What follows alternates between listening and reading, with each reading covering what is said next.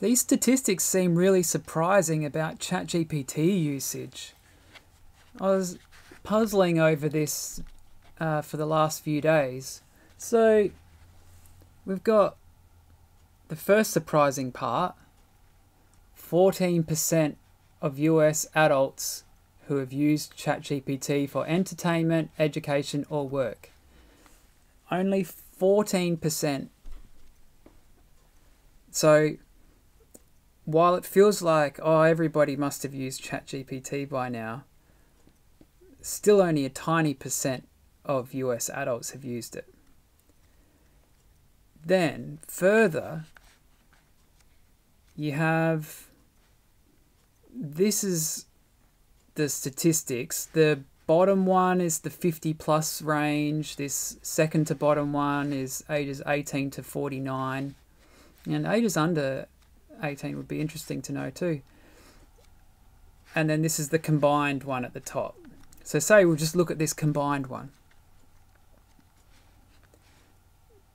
6% said not useful at all. That's just someone with a bad attitude, I guess. 21% say not too useful. So I guess 21% just didn't really try. 39% somewhat useful. So it's the biggest chunk. But it's not, it's less than half still. It's only 39%.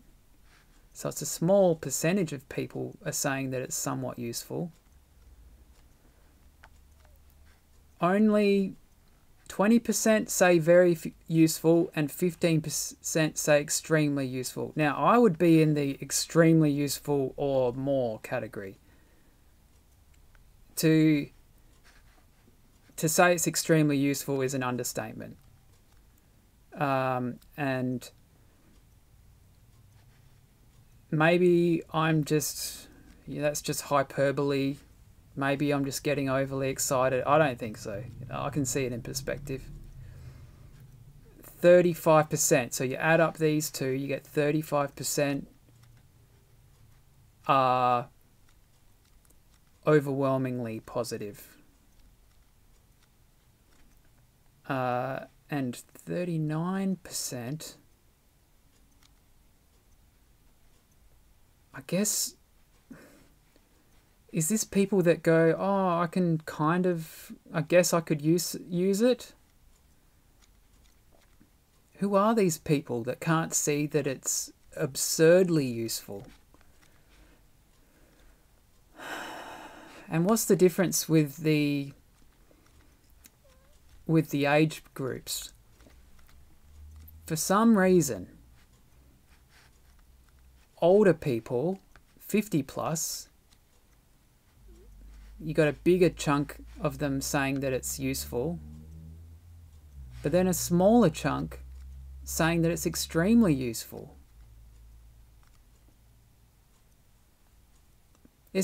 My brain just can't put these together. Who are the people that are using ChatGPT and don't find it to be, like last year when I was using GPT-3 and I was really trying to get my friends to try it because I felt like once you'd experienced it for yourself, you would be blown away that such a thing actually exists. And it took ChatGPT to come out before it really had the good enough interface for the public to get on board. And I don't feel like it's just the interface. GPT 3.5 obviously did improve the quality and the length of the reply. So the replies seemed smarter and they were longer, the length that I was hoping for all along. But every time I go and use another language model, you try and use Bing for a while, or you try and use Bard, and you come back to ChatGPT, and ChatGPT just seems like an absolute genius. So even though ChatGPT and a lot of AI tools, I think, the reason that they're useful and why they've come to arts first is because they're useful in realms that it doesn't matter if you get an answer wrong. There's like a margin for error. And AI, computer tools for a long time have only been useful if you know how to be precise with them or tell them exactly what to do. And for creative tasks, that's a pain to be able to analyze your music down to the point where you can program every MIDI note, every MIDI velocity, every slight bit of variation, and to have a tool that gives you something that is a bit more flawed and has some happy accidents is a total game changer. But then there's coding. Well, coding has to be perfect. And ChatGPT can code. It seems to have transcended this there's this usefulness level that ChatGPT has managed to get past, where sure it might lie sometimes or hallucinate, what do you call it? You might need to double check because it'll say something, you'll go, hang on, I don't think that's right. Which you should be doing anyway. You shouldn't just be listening to whatever the internet tells you in the first place. But at least ChatGPT is got a pretty good chunk of getting it right. And when you use other tools, it just seems like they haven't got that accuracy level to the point where it becomes more useful than asking one of your friends, basically. More useful than asking someone that you know. Perhaps it was when I started using it for programming, for coding, that my appreciation for ChatGPT started to overtake the general public or my friends, where you can tell that it is helping you learn something that you've previously had trouble learning. And it can get your project from my project's not working to now my project is working. And whether the code was right or the code was wrong, if it teaches you how to code well enough to get it working, then you have the proof that ChatGPT made something work. Whereas perhaps not everybody is doing tasks regularly that need a level of accuracy that can be measured as the same way that programming can be. I know the first time that I saw ChatGPT write some code, I was shaking.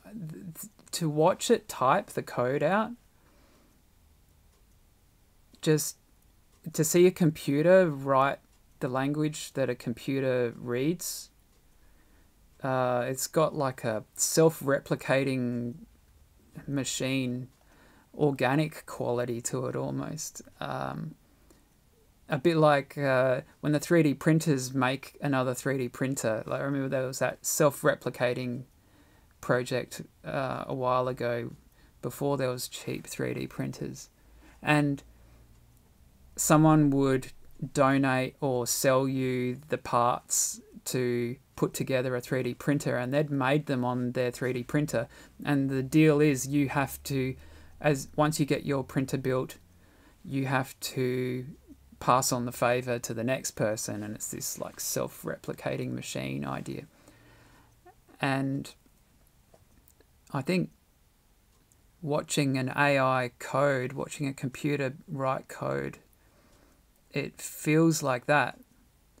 And I was shaking. I was like, I've just asked it to write a program and it looks like it's right. I'm going to copy and paste it into the Arduino, but I'm too scared to push play. And I was more scared, like, what if it works? That's the scary part. But it didn't work. I copied it in and pushed play and it just came up with an error. And I was like, oh, okay, well, the machines, they're not taking over just yet. But I was able to keep on asking questions about the error, and eventually I learned how to program my Arduino in the way I needed, just through question asking. And now with GPT-4, it's writing perfectly working code, and I'm just casually asking ChatGPT for code, and it gives it to me, and I copy it and I paste it in, and it works first time. It's getting rare that the code doesn't work first time. And I'm just taking it all in my stride. I'm expecting it to work, and it's not. To think that I was shaking with fear the first time I saw it only a few months ago. It also reminded me of something else that I'll try and remember. I've forgotten it now.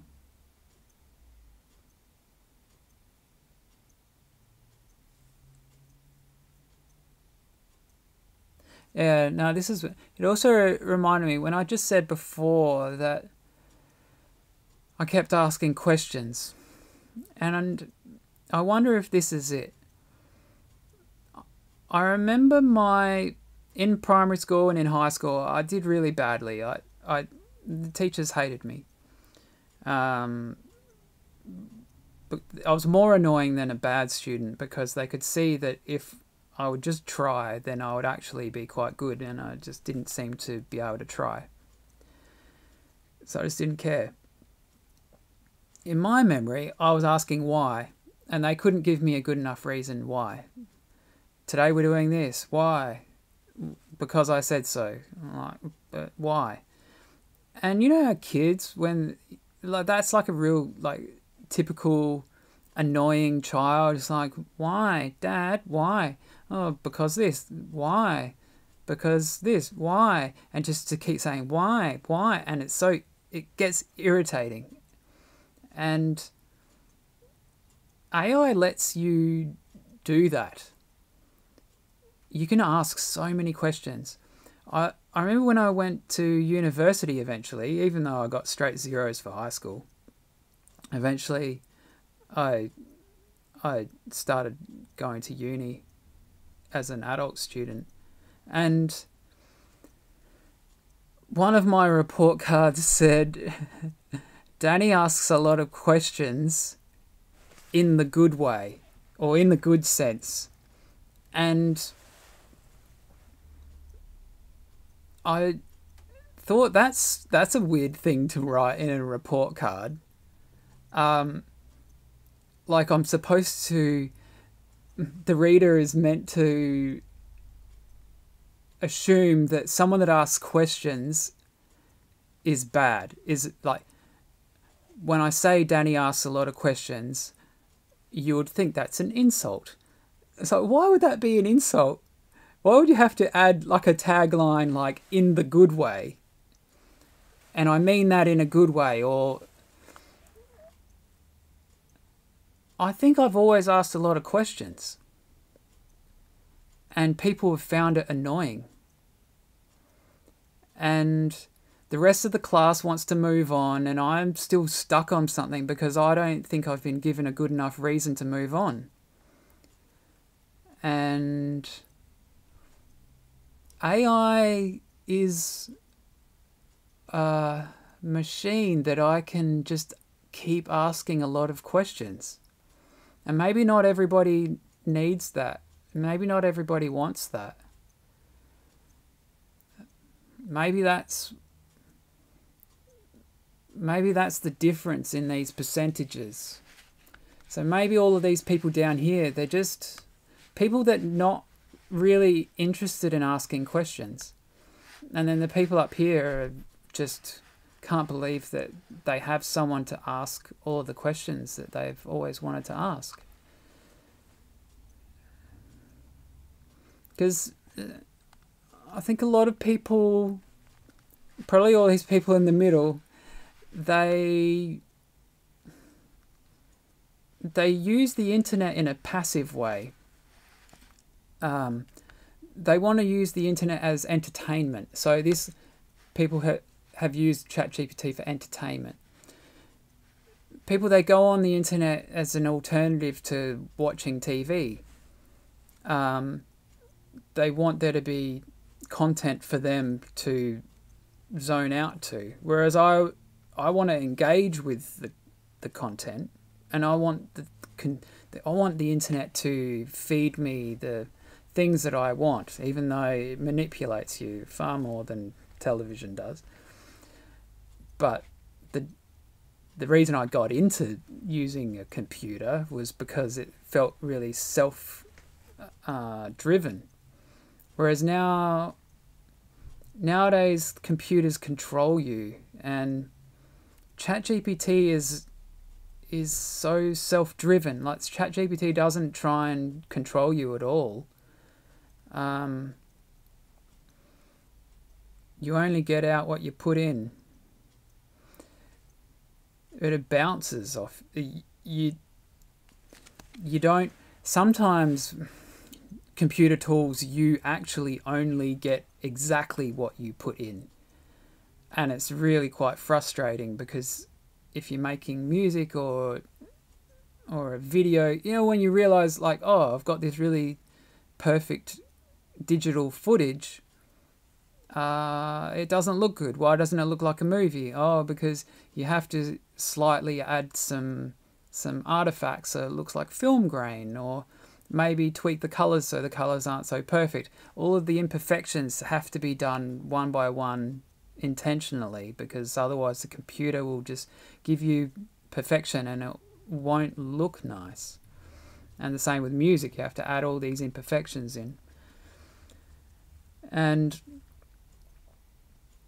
whereas ChatGPT and AI tools, there's this bounce that feels like a collaboration when there's happy accidents. You throw something at it and it comes back at you changed slightly, which inspires you to throw something back again, and you keep passing this ball back and forth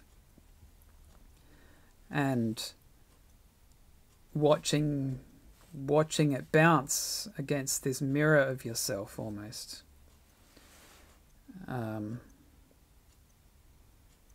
So